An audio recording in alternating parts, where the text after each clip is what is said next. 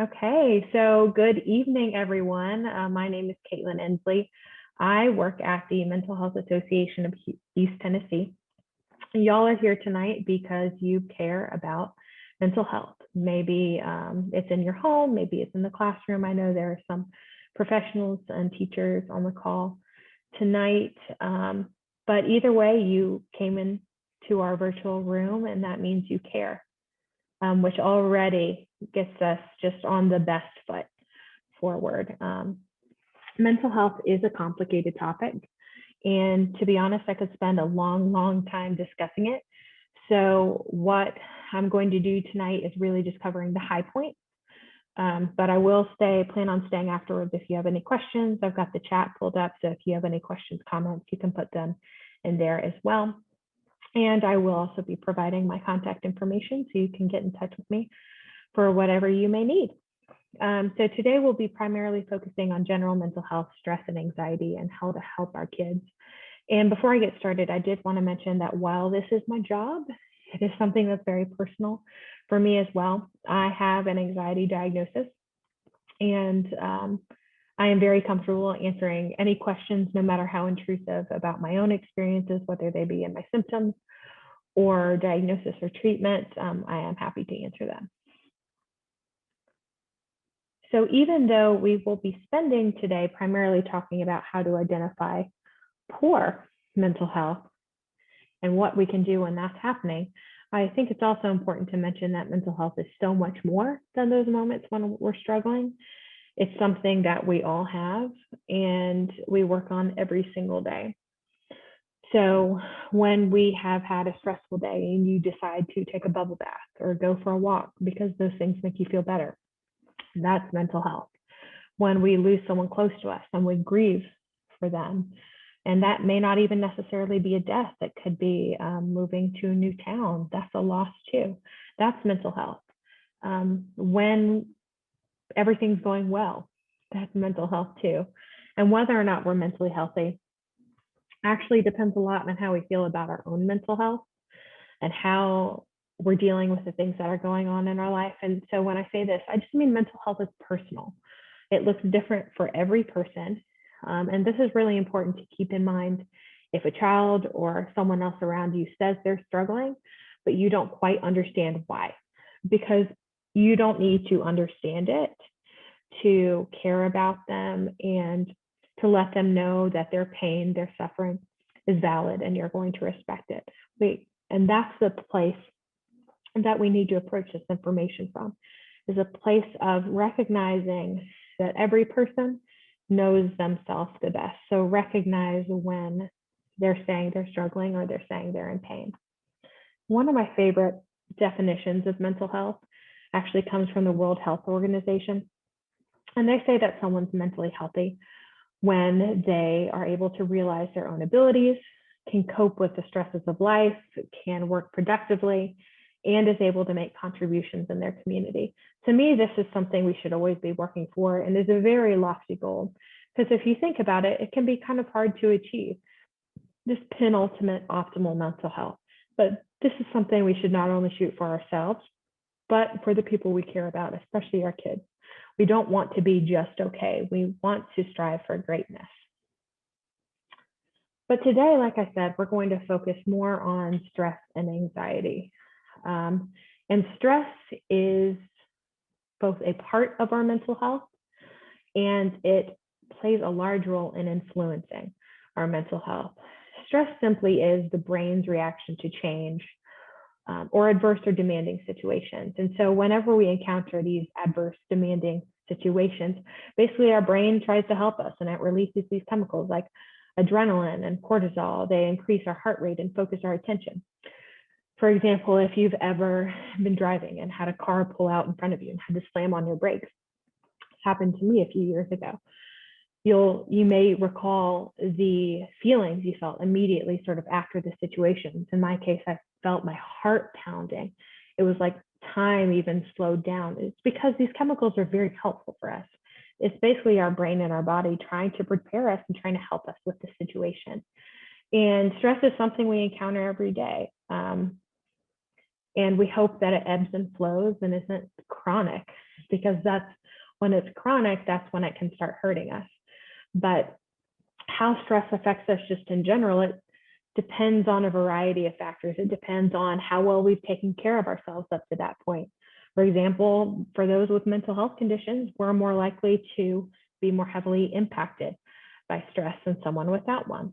How we cope with stress, whether that's healthy or unhealthy, that's going to impact how that stressor affects us, whether or not we have a support system, and the resources in our community.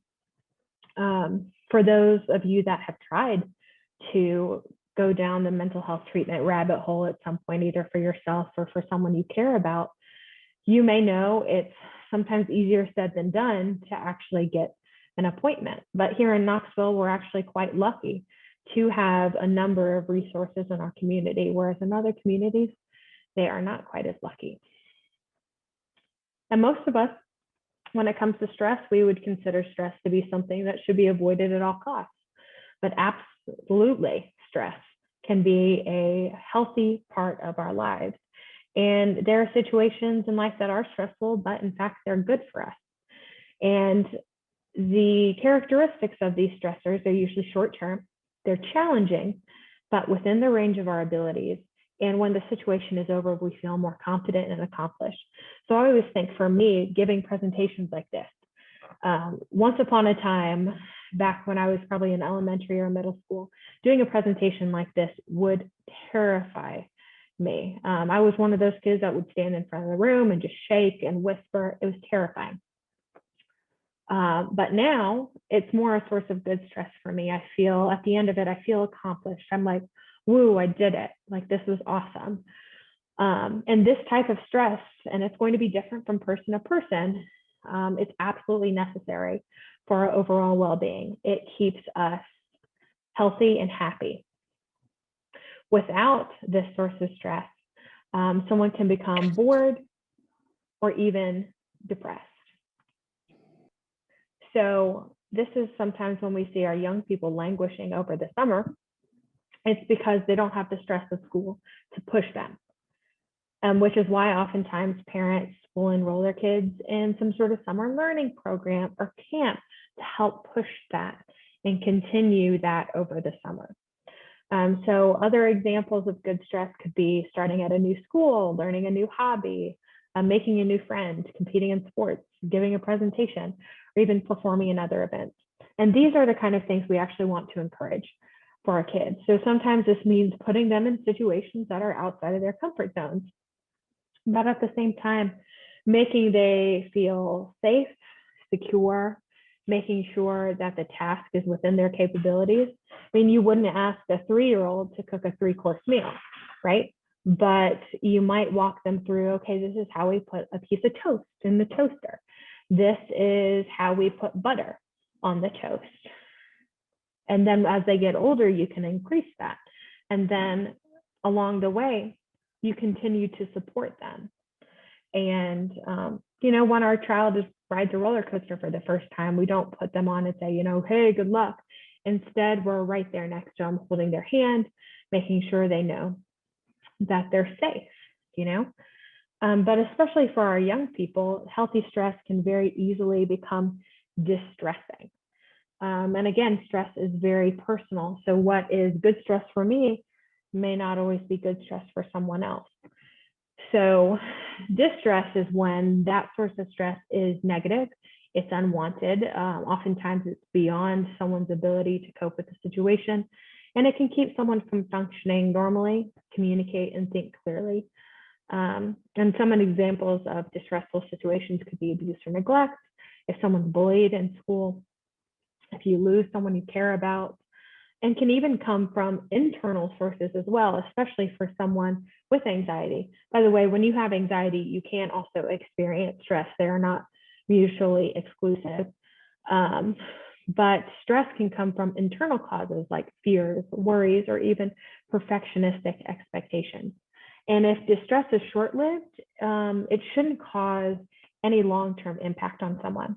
But if it's happening all the time and it does become chronic, for example, if a child is being bullied, the stress chemicals are just bombarding their bodies and their brains. it basically starts slowly poisoning the body because it's working in overdrive. We're not meant to be stressed constantly.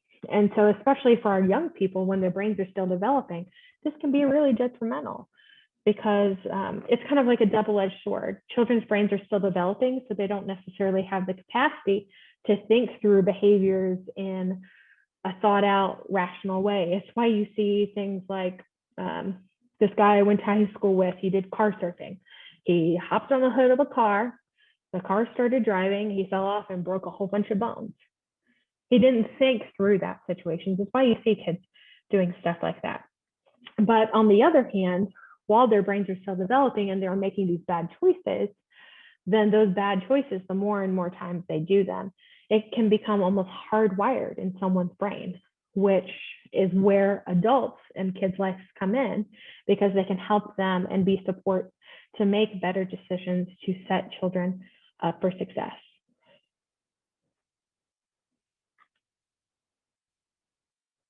But just because stress is normal, and to be honest, stress can be healthy, it's really important not to write it off as something that's just normal or it's just stress, because chronic stress can be damaging as a risk factor for a whole bunch of other things, that a risk factor for developing mental illnesses. Obviously, coping with stress in unhealthy ways can be very damaging. And often writing something off as just stress, that's my least favorite word, just, can keep us from recognizing deeper issues. Because I've had so many people who have not gotten the help they kind of wanted to get because they try to talk themselves out of it by saying, oh, it's just stress, or I'm just grieving. Like it's normal to be feeling this way, when they really do feel like they need extra help.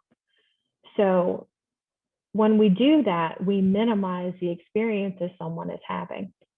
At the same time, it is important to understand the difference between stress and anxiety, because one is a normal and expected part of life, and the other is a mental health condition. And so how we're going to intervene on the offset is going to be it's going to be at least a little different. And there is a very thin line between the two. And it's especially important, again, to understand the difference, because not only is stress normal, but the fact that stress is normal keeps many people with anxiety disorders from recognizing the fact that they have anxiety. I am one of those people that waited far too long to get help, that reached the pinnacle of my symptoms, because for so many times I wrote it off as, oh, this is just stress, or this is just who I am. And so we don't want to minimize those symptoms. So there are some ways that we can tell whether or not something is stress or a mental health condition like anxiety. First, you want to look at intensity. Yes, stress, even the normal everyday stress, can be very intense. But anxiety disorders tend to take those symptoms and they're much more extreme.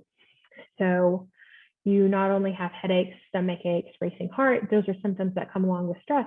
But with anxiety, you may start having panic attacks. Someone may start having negative thoughts. Like me, when my anxiety was at its worst, I was having thoughts of, every day going into work thinking I'm going to get fired. Thinking every time my parents called me, they were calling to tell me that someone had died. Thoughts like that. And those irrational, persistent, and intrusive thoughts, like I said, those internal thoughts can lead to more stress. Next, we want to look at how long, or the duration of how long symptoms are lasting. Regular stress in an ideal world is going to have its ebbs and flows. It's going to have its ups and downs. But with an anxiety disorder, the symptoms tend to last much longer. And not only that, is they're often disproportionate if there actually is a source of stress. For example, if an A student normally gets A's and then they get a B on one test, going into a complete spiral, that would be an example of a disproportionate response. And lastly, we want to look at the domains. And when I say this, I mean the places where the symptoms are present. With regular stress, they generally occur in response to stressors like exams, a new job, a fight with a friend, if they're going to a new school. With anxiety disorders, almost all of the time, not all of the time, but almost all of the time, there isn't a concrete or specific source of stress. Or a real source of stress. Many times when I was experiencing those symptoms, it was almost in reaction to an imagined source of stress. And the feelings are constant across every sector of your life. So someone is not only going to experience those things at school, but they're going to experience them at home. They're going to experience them in their social life. And you can look at across all three of these domains when you're looking at other mental illnesses too. So looking at if the symptoms are persistent, if they last for a long time, if they're intense, and if they're happening across multiple areas of a child's life, then that's usually a time when a mental health provider needs to intervene. And everyone, every single one of us is going to struggle with their mental health at some point. Because I do this for a living, I think sometimes I take for granted the ease with which I share my own story and make these self-disclosures. But I think for most people, it's very hard to have these conversations of, yeah, I struggled with my mental health, or, hey, I've been suicidal before, or, yeah, I've been depressed, or, yeah, I self-harmed. Those things are hard to share.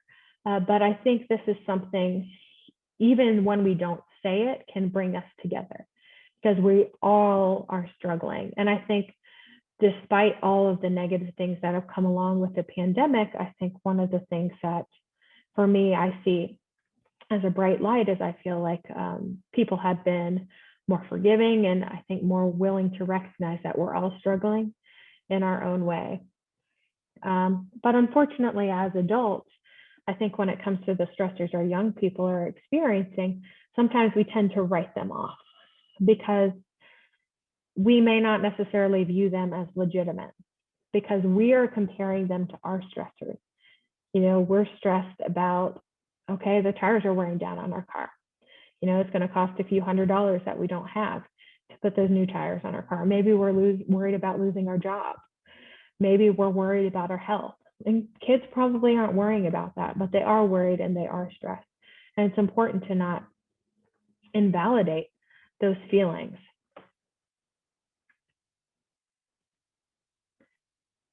And even before the pandemic, and of course, stress has increased over the last year, the mental health needs of our young people have been increasing. Rates of depression, anxiety, suicide are all up.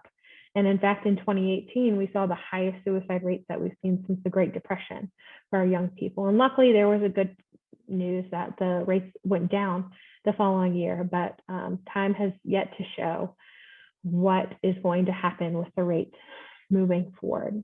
Mental health conditions, stress is very common. Mental health conditions are very common. In fact, 1 in 5 in a year will meet the diagnostic criteria for a mental illness. Half will be diagnosed in a lifetime or could meet the criteria in the lifetime. And mental health conditions are more than just stress. A majority are lifelong health conditions, and they can lead to significant impairment in life, but they don't have to. I think pre-diagnosis, I would probably tell you I would never want to have a mental illness. And I probably honestly would say the same thing now. But for me, it's not a death sentence, nor should it be for anyone with a mental health condition, because people can absolutely just live amazing and incredible lives with mental health conditions. But it is important to note that while a majority of us with mental health conditions will experience our symptoms on a mild or moderate range to severity, about 5% of the population experience what's called serious mental illnesses, which are basically disorders that lead to serious functional impairment. And so an example of an SMI, as we call them, are anyone who's experiencing psychosis, which is when someone sees things or hears things that aren't there, or someone who is experiencing delusions, which means they're believing things that aren't true, like that the news person is talking directly to them. And the reason that it's important to talk about this now when we're thinking about our kids is that a majority of people with mental health conditions will start experiencing their symptoms in those younger ages.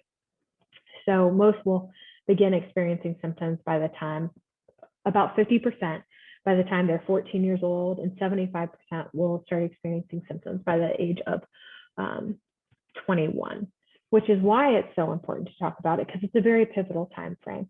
A majority of people with mental health conditions wait 10 plus years from onset of symptoms to get help.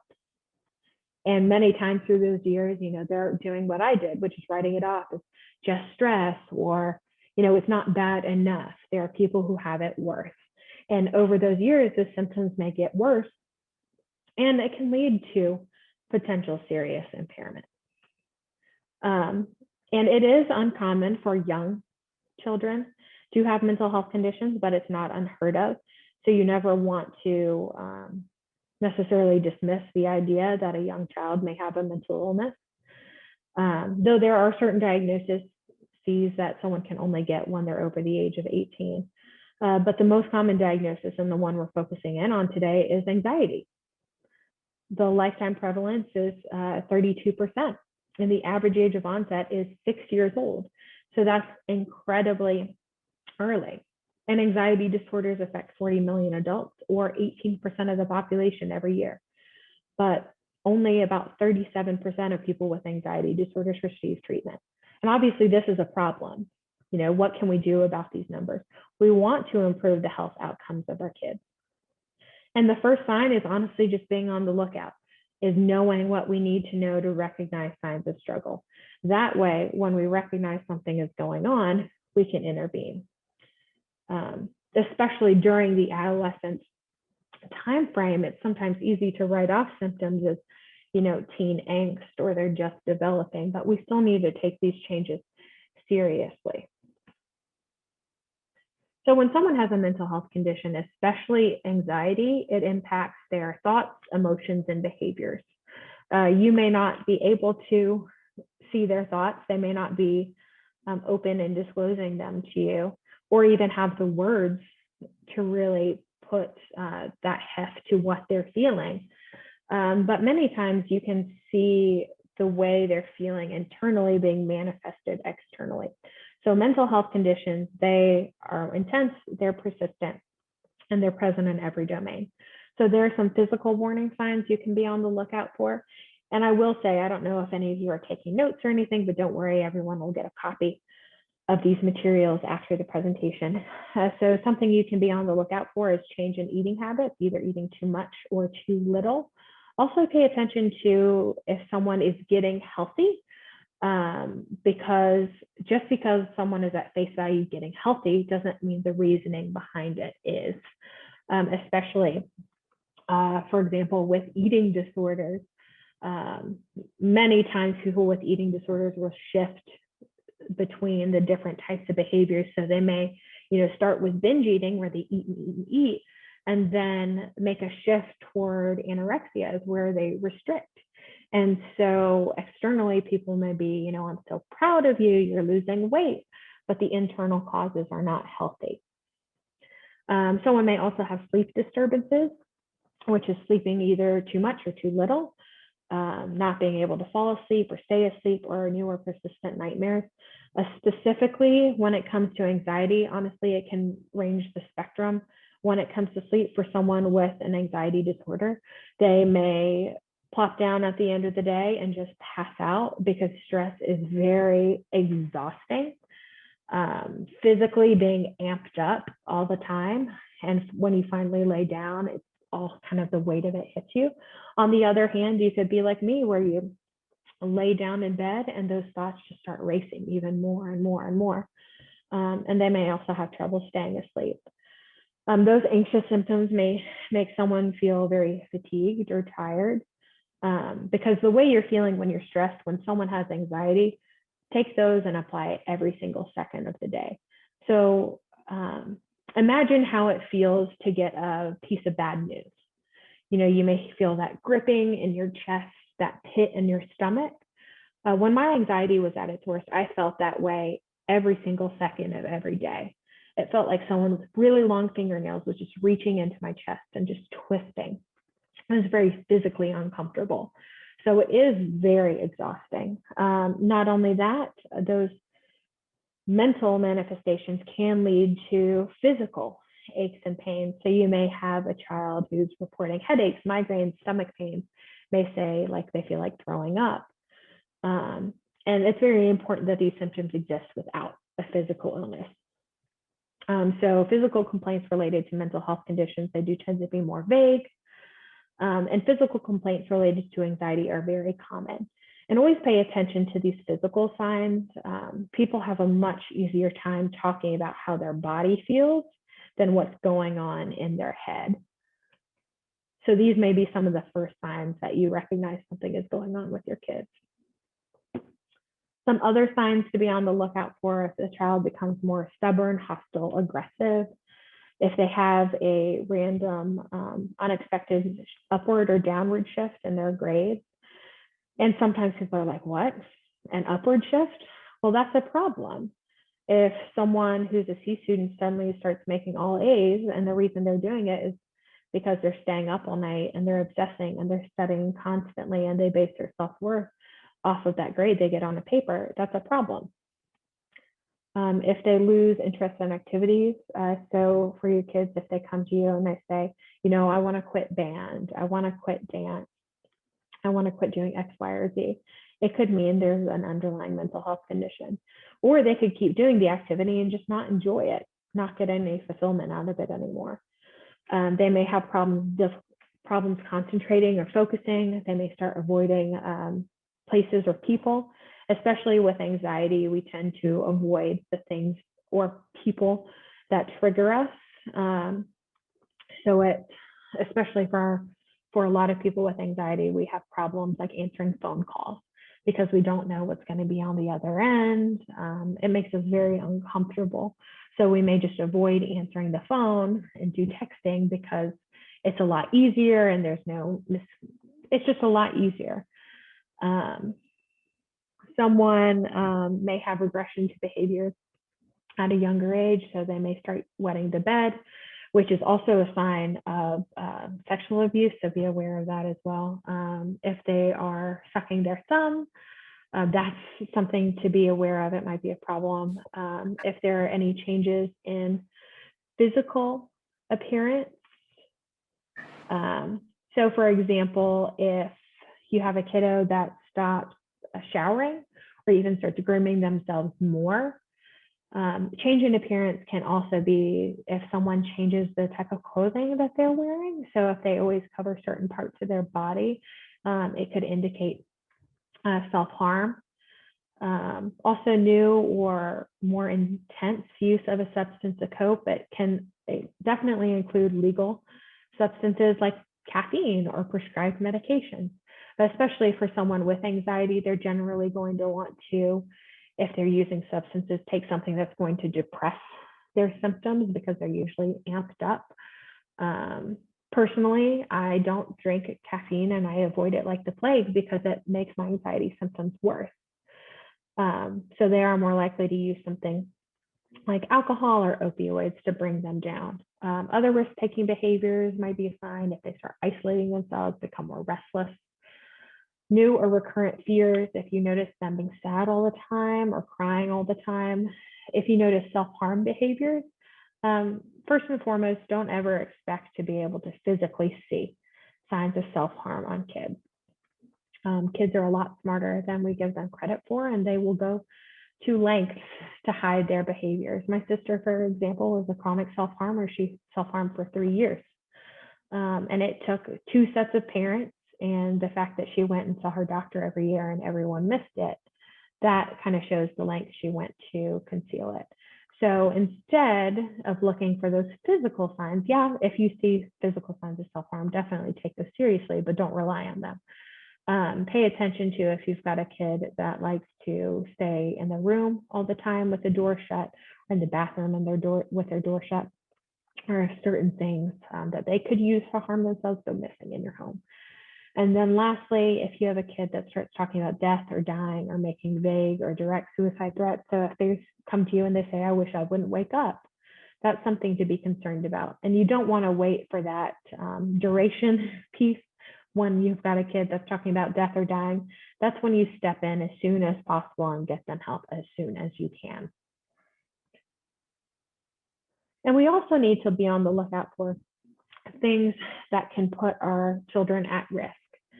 Because when we're aware of things that put our kids at risk of developing mental health conditions or being faced with anxiety, the sooner we can intervene. So as a parent, this means maybe stepping in preemptively and taking them to see a counselor.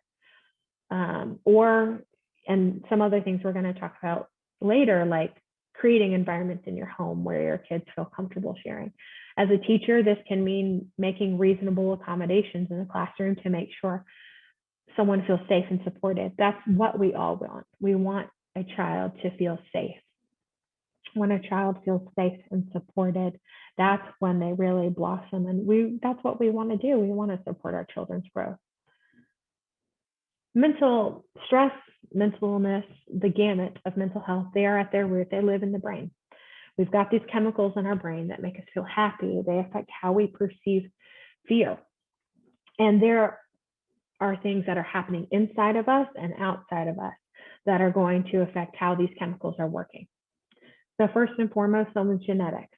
If someone has a parent or a relative that has a mental illness, they are more likely to as well. My father, for example, has bipolar disorder. I have an anxiety disorder. My official diagnosis is generalized anxiety disorder.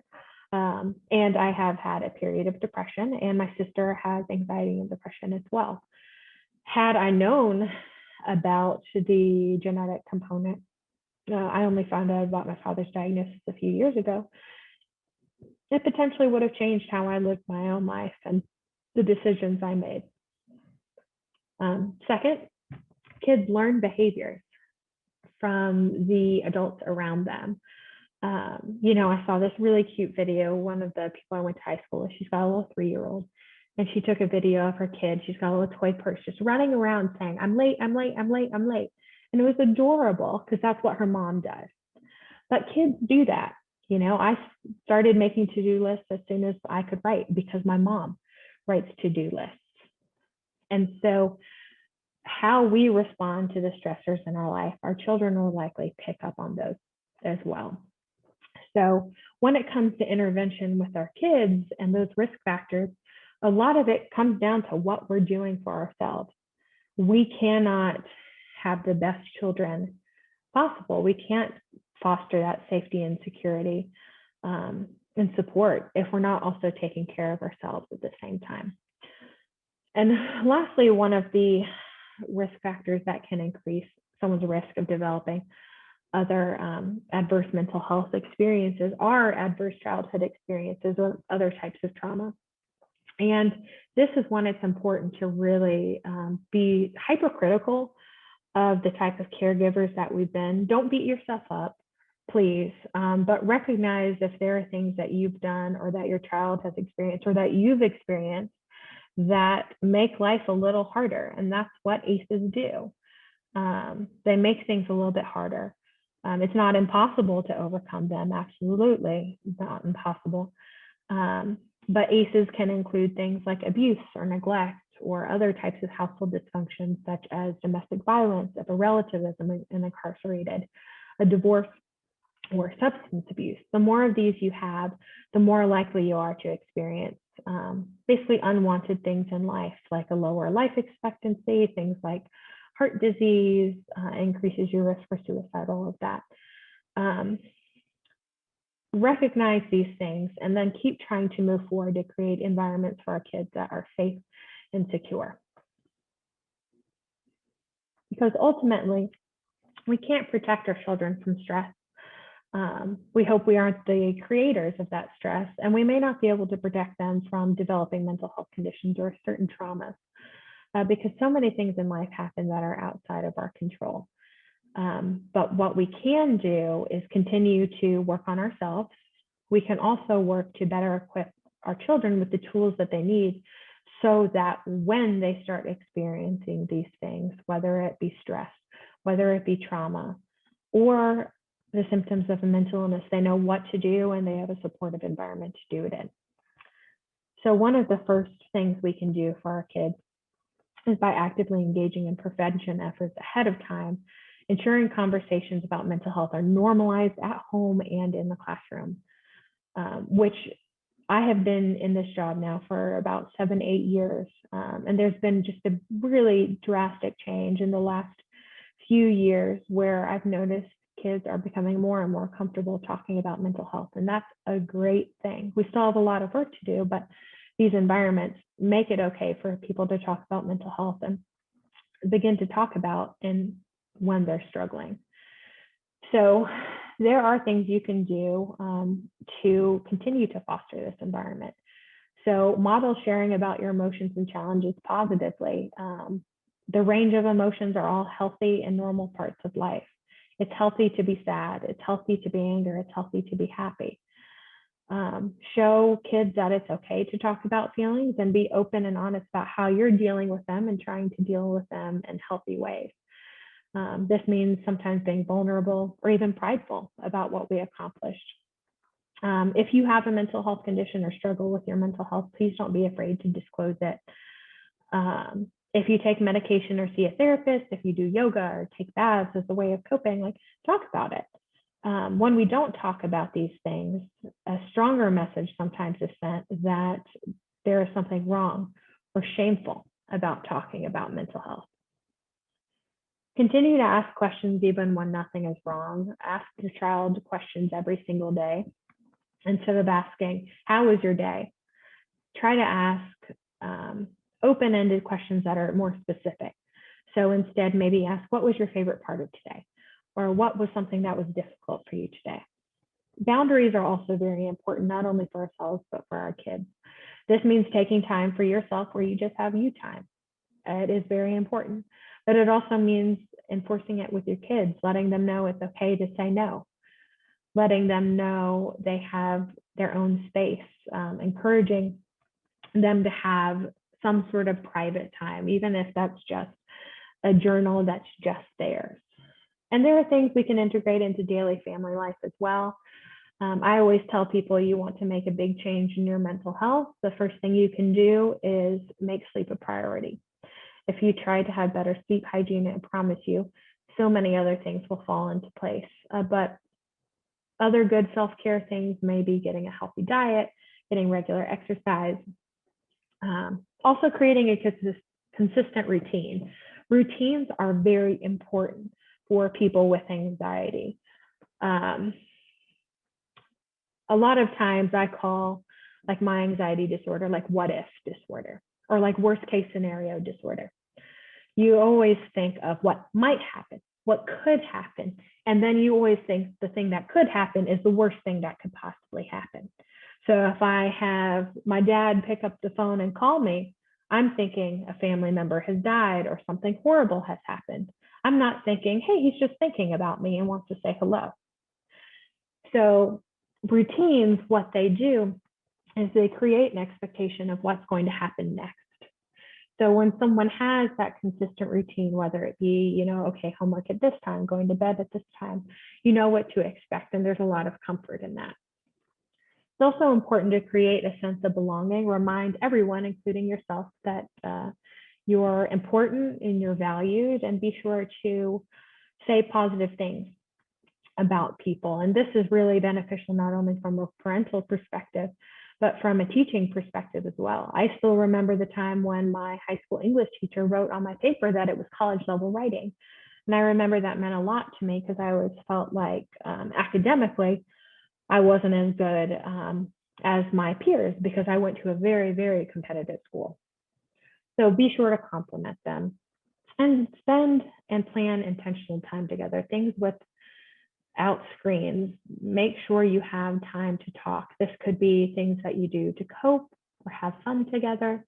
This is not only important in helping you build a relationship of trust with your kids, but it also makes sure and ensures you have that time so that when a child begins exhibiting signs of struggle, you have that history so you can notice that change. And promote resilience. Challenges and adversity are normal parts of life. stuff happens. The older I get, I realize that things just don't get easier. But the difference is I have more tools and more history to be able to deal with them. And that's something that you can help foster with the kids that you have or the kids that you work with, is by helping them learn how to respond to these challenges and adversities in healthy ways. So this not only comes through showing them how you do it, but teaching them skills like how to communicate in healthy ways, how to have a healthy relationship, how to work through your emotions. Because especially if they feel like they can relate to you, then they can be more open in talking with you when they're struggling. And lastly, we want to be supportive even when we don't understand. Like I said at the beginning, stress, mental health, it's so personal. Don't ever tell anyone what they're feeling, that it's not bad enough. Respect and validate the fact that they're feeling the way they're feeling, even if you don't get it. If you or your child is being overwhelmed by stress or anxiety, it's a wonderful opportunity to learn something new, like a new coping strategy. Take a step back and examine whether or not what you're doing to deal with stress is actually working for you, working the way it's supposed to. Use it as an opportunity to grow. And there's also really great techniques that you can use when children, or really anyone, is overwhelmed. It's a de-escalation technique. It's called mirror and match. Essentially what you do is when someone's coming at you hot, like say they come in and they're yelling, they're being quite loud, and they're being very aggressive in their movements, what you immediately want to do is kind of match that intensity. Basically, you mirror it. And this not only enforces that, it reinforces the message that I recognize your feelings as valid, versus if you come in and you're like, oh, let's calm down. It can do a lot of damage because it may feel like you're patronizing or invalidating their feelings. But then once you mirror their intensity, then what you do is you gradually bring it down. So you may slow down your voice, become less loud, change your physical posture. And there's a really cool thing that goes on in the brain. As humans, we're wired to basically mirror the behaviors of others. It's like hardwired in our brain. And so essentially what you do is you take it a step down, you wait for them to match your step down, and then you keep stepping down, just gradually. And then over time, you eventually hopefully reach that point where the situation has been de-escalated and everyone is calmed down. And maybe the problem, the thing that led to the outburst, it isn't over, but you're finally at a place where you can kind of talk about it and work through it versus in the intensity of those emotions. And anything that you recommend your child to do to relax, you should absolutely be willing to do the same. So we can also learn new ways of coping and encourage our children to cope in different ways. Coping is basically what we do in times of distress. It's not the same thing as self-care. Self-care are those things that we do every single day instinctively. Things like trying to eat healthy and getting a good night of sleep and waking up and stretching. Those are the things we try to do every day for our mental health. Coping is the extra little cherry on top when things are really kind of rough. But this is the number one thing I hear from adults about young people. They tell me kids these days, they just don't know how to cope. They don't have these skills. So it's up to us to teach them these skills. But first, there are a few things we need to know about coping. First, coping is very personal. What works for you isn't necessarily going to work for your child. So that's important to remember. You can definitely facilitate some of this for them, but encourage them to find what works best for them. Second, what's always worked for you isn't going to continue always working for you. So it's really important to have a toolbox. I like to keep 3 or 4 things just handy that I can do in times of stress. So the things that are in my toolbox are binge watching The Office. I've got a stationary cycle in the house I like to use. I like to take my dog on a walk, and I like to bake. These are the things that are in my toolkit so that if, in a moment of stress, Maybe it's a rainy day and I don't get to take my dog on a walk, but I've got baking supplies so I can do that. It's going to help me unwind. Third, what does healthy coping even look like? There are things that don't hurt us, they don't hurt anyone else, and they don't damage physical property. And this is sometimes really hard for kids to understand, like what is healthy and what is unhealthy. And I think sometimes as adults, we're even doing things we recognize are unhealthy. You know, we may, after a stressful day, go for that bottle of wine. And I know plenty of people who have cigarettes after a stressful day. You know, I think we all know someone who's slammed a few doors. We've probably done so ourselves. And maybe it makes us feel better in the moment, but just because it makes us feel better doesn't always mean it's the best thing for us. So we always need to try to move to ways of coping that are healthy. And lastly, there are unhealthy ways of coping that sometimes appear healthy. And so it's important to be very introspective about how you cope. For example, let's say someone who always copes by going to the gym after a really stressful day. They like taking that spin class. They like running a couple miles on the treadmill. But they've done it so much that they've injured themselves. And their doctor said, you need to take 2 weeks of rest. But they had a really stressful day and they just can't do that. So they keep going back to the gym and they keep injuring themselves. We shouldn't keep doing these things at our own detriment. Or sometimes coping can sometimes keep us from being able to recognize that there are deeper issues going on. For example, when I was in my early 20s, I went through a period of depression. I've always been a very active person. And at this time I felt miserable, to be honest. The depression was textbook. But I've always been a doer, a very type A. And I thought, if I just keep trying hard, I'll start feeling better eventually. So I kept going to the gym. I started getting massages. I was doing everything I thought would make me feel better, instead of actually taking a step back and realizing what I actually needed, which was the help of a mental health professional. And two, just give myself a chance to relax. And once I found that space, things actually started getting better. So it's important to not neglect the deeper issues because what we think we're doing is healthy. So we need to help our kids find healthy ways of coping that work for them. Sometimes it can be learning a new hobby. This is something you can facilitate, getting them a journal. They could do painting, writing, cooking, or sewing. These are things you can help them with or do with them. It can also include things like mindfulness, which is when you focus intensely on what you're feeling in the present moment instead of thinking about what has happened or what could happen.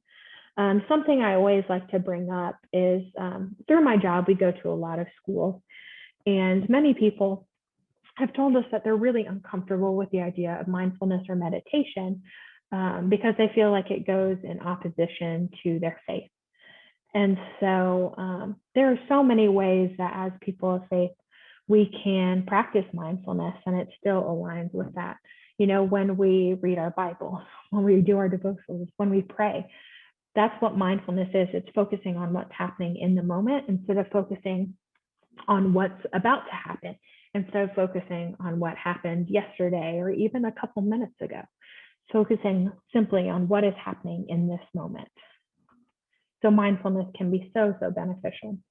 You can also learn how to slowly relax your muscles through muscle relaxation exercises. There's some great ones that are available online.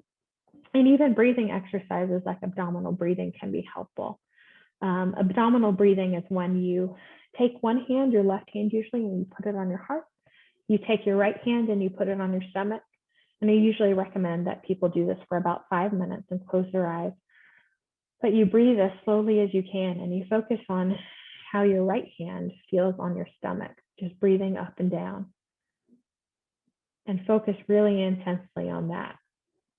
And doing this for about 5 to 10 minutes a day can not only help your mental health, it can help bring you down in those moments of stress, but it can actually physically benefit your breathing quality.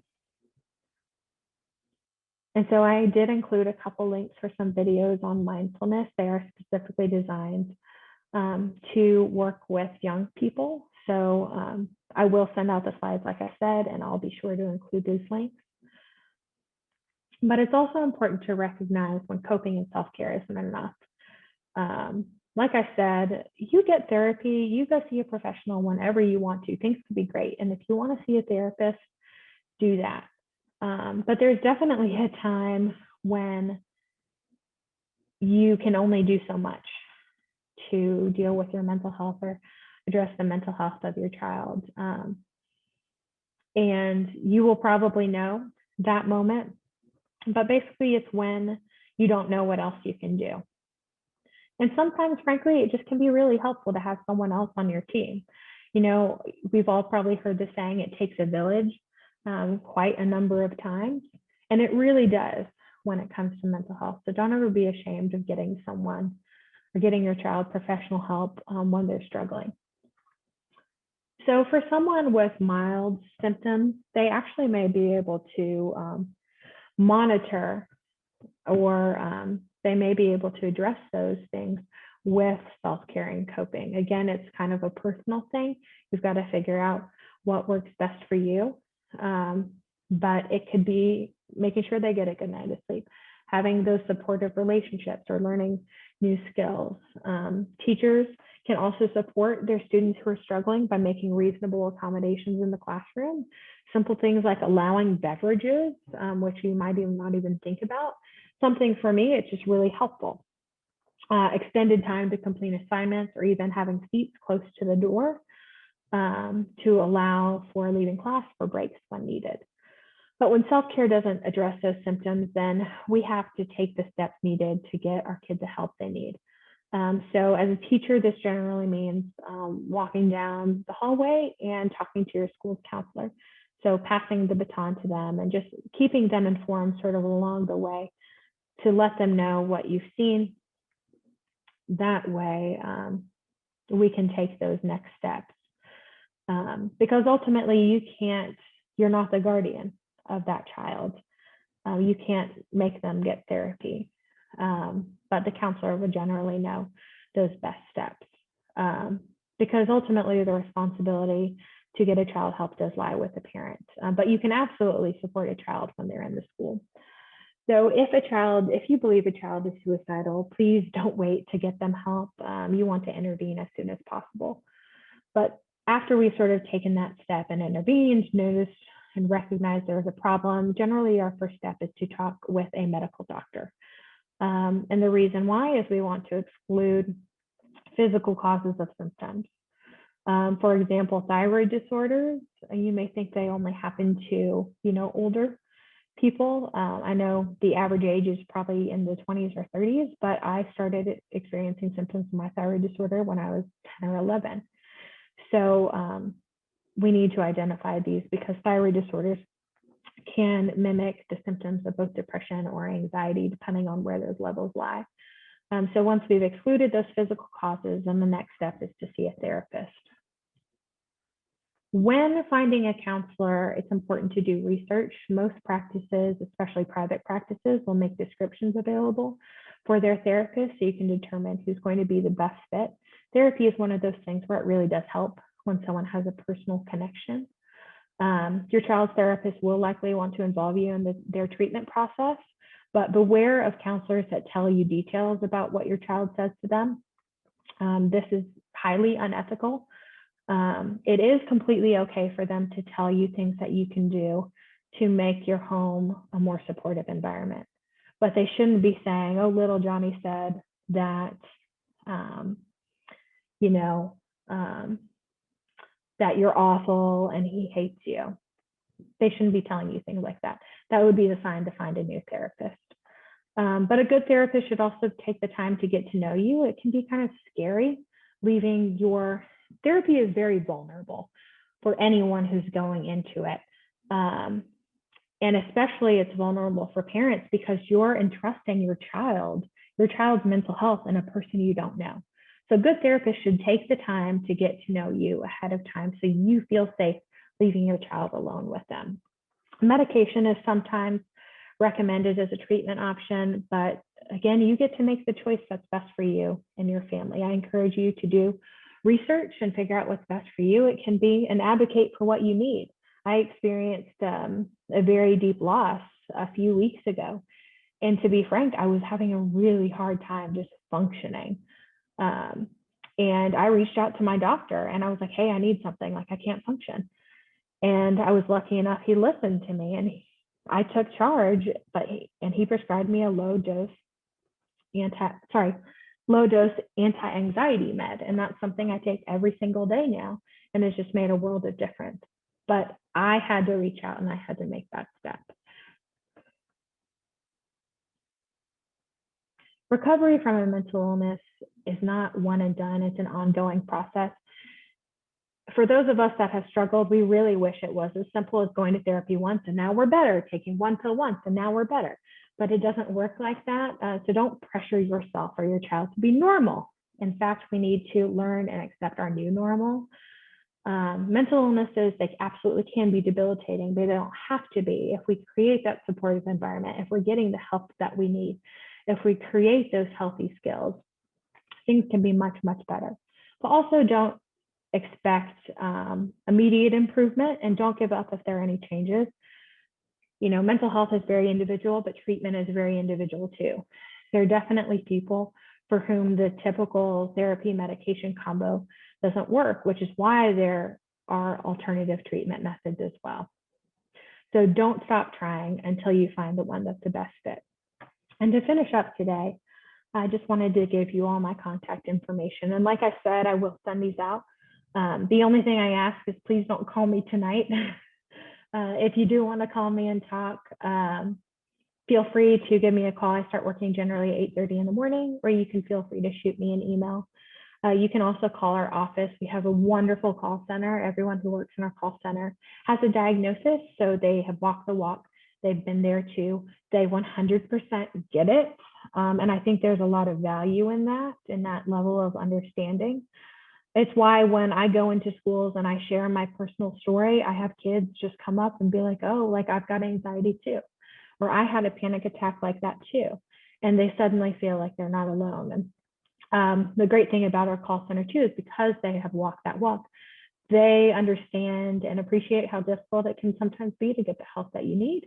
And they have some great tips and tricks to how to get the help that you need and things like advocating for yourself. Definitely never be afraid to talk to your school's counselor. They're a great resource.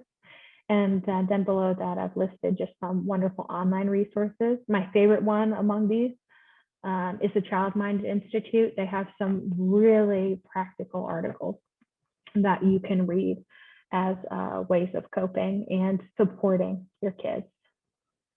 Here are some great, and I will say I wrote inpatient, but these are not inpatient. These are outpatient, meaning basically you go home afterwards. I know personally people that work at every single one of these providers. So if you've tried to get help and have had issues or problems, feel free to reach out and I can help bridge that gap. And lastly, it never hurts to know the Knox County mobile crisis number. I know the director of it's through McNabb Center. I know the director and she has given me the go ahead to say, if you have any concerns about your child, maybe they're in crisis, maybe you're just not sure the next step, feel free to give them a call. It's a 24/7 number and they can answer any questions that you have. And then lastly, the Knox County non-emergency number. There are definitely police officers who are trained to address mental health concerns. So one calling this number, and generally you'll want to call the non-emergency number for what are known as safety checks, which is basically a police officer goes by someone's home and makes sure they're safe. But if there's a mental health concern, always be sure to voice that concern. Knox County has a pilot program where they are pairing an officer with a mental health professional, and it's been very successful. But there are also what are known as CIT trained officers who are trained in crisis intervention. It's at least 40 hours worth of training on how to de-escalate and address mental health conditions. And I know I kind of sped through that and we're a little bit over our time together tonight, but I will go ahead and stop sharing my screen and stop the recording just to see if anyone has any questions.